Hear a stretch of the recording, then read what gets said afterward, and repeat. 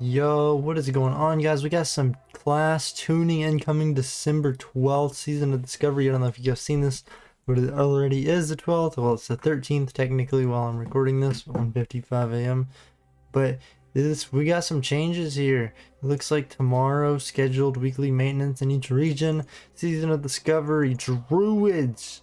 Looking at Druids starting out Star Surge. One of their abilities is rune ability damage increased by 182%. Now I don't know how much that was lacking, but it's not going to be slacking anymore because that is a big buff. That is huge. That's actually really nice. I might think about playing Druid. I was tempting to, but oh wow. Star Surge reduced to 6 seconds was 10 seconds. That's really nice as well. That is very nice. Star Surge must have been doing no damage before, but now it definitely seems like it is going to. Mana cost reduced to 1% base mana, was 3% base mana, so just an overall win for the Druids in general. I don't know if you have to, I guess you can use this in any spec. You can be Resto or anything and use Star Surge. That sounds really good. That sounds really fun if you're like Resto Druid and you could only use 1% base mana and hit a big old Star Surge. Not sure how big they hit, but that is really good. I'm seeing, so we're looking at Hunter. I heard Hunters were really good. Hunter Flanking Strike. You and your pet deal simultaneously one instant 100% melee damage after your mongoose by 10%, blah, blah, blah. Now gains the benefit of weapon enhancements like Sharpening Stone, is now on global cooldown, and is now properly treated as a melee attack, letting it benefit from attack power and combat modifiers to dodge, parry, block, crit, hit. So I'd say this is kind of like a buff, kind of like a nerf. Same time, you're not going to be able to get that, I guess, melee hit and flanking strike at the same time. So I think this is good. You're not going to be able to get just absolutely one shot, maybe in PvP. So flanking strike is now prevented by pacify. Pacify is an enemy. I'm not sure exactly what that is. Not a hunter, but now it also now requires a weapon equipped. I guess you could have done it without your weapon, so I have to have a weapon. Flanking strike pet damage is now properly treated as a melee attack with the same benefit as listed above for the hunter's damage. The additional changes to normalize hunter pet performance are still being determined. Man, I was thinking about playing a hunter, but now it looks like they're getting nerfed. I'm not so sure. Now priest. This is something I've really been thinking about playing. Priest cool damage increased by 100%. Don't know what that is, but sounds good. 100% damage increase. I'm just saying big buffs after big buffs. Honestly, there's like no nerfs. Void Plague damage increased by 200%. So that is another dot. Yeah, 200% damage on this. I play Paladin, so that's the only one I'm really gonna be able to look at and see, which I don't even see Paladin changes. Twisted Faith now increases the damage done by Mind Blast and Mind Flay by 50%, was 20% on targets affected with Shadow Word Pain. So more damage. For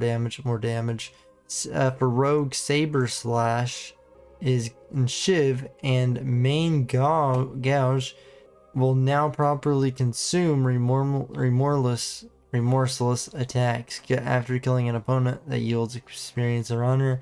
Gives you 40% critical strike chance on your next Sinister Strike, Backstabber, Ghostly Strike. Okay, so yeah,